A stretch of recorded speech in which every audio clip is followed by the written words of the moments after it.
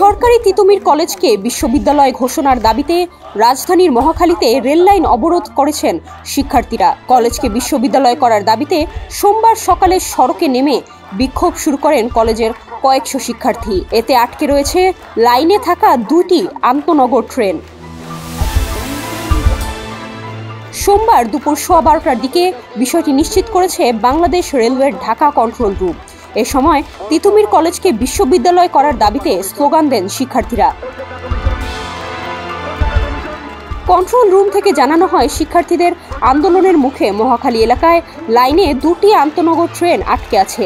এর মধ্যে জামালপুরের তারাকান্দিগামী অগ্নিবীণা এক্সপ্রেস ও চাঁপাইনবাবগঞ্জ থেকে ছেড়ে আসা ঢাকামুখী বনলতা এক্সপ্রেস রয়েছে। জানা গেছে, মহাখালী ওভারব্রিজের নিচে রেল লাইনে অবস্থান নেন কলেজটির শতাধিক শিক্ষার্থী। এতে রেল ও সড়কে যান চলাচল বন্ধ হয়ে যায়। মহাখালী এলাকায় সৃষ্টি হয় যানজট, ভোগান্তিতে পড়েন যাত্রীরা।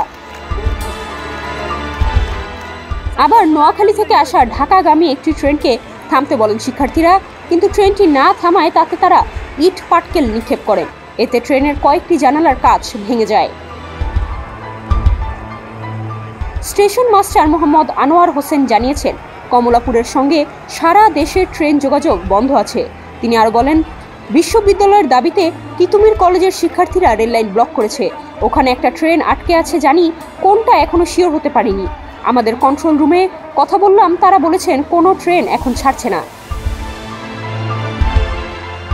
দাবি বাস্তবায়নে সরকারের উচ্চ পর্যায় থেকে ঘোষণা না আসা পর্যন্ত এই অবরোধ কর্মসূচি চলবে বলে ঘোষণা এসেছে আন্দোলনকারীদের কাছ থেকে।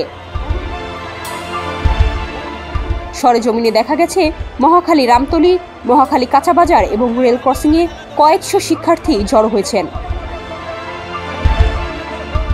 এর আগে তারা কলেজ ক্যাম্পাস ও সামনের সড়কে তিতুমিরকে বিশ্ববিদ্যালয় করার এক দফা দাবিতে খণ্ড খণ্ড মিছিল করেছেন। মহাখালী রেললাইন এবং দুপাশের সড়কে কিছু শিক্ষার্থী সড়ক রেললাইনের উপর বসে পড়েছেন। তারা কোনো ধরনের যানবাহন চলাচল করতে দিচ্ছেন না। ইতোমধ্যে মহাখালীর আমতলী এবং রেল ক্রসিং এলাকায় বিপুল সংখ্যক পুলিশ সদস্য মোতায়েন করা হয়েছে। ডেস্ক রিপোর্ট, সমকাল।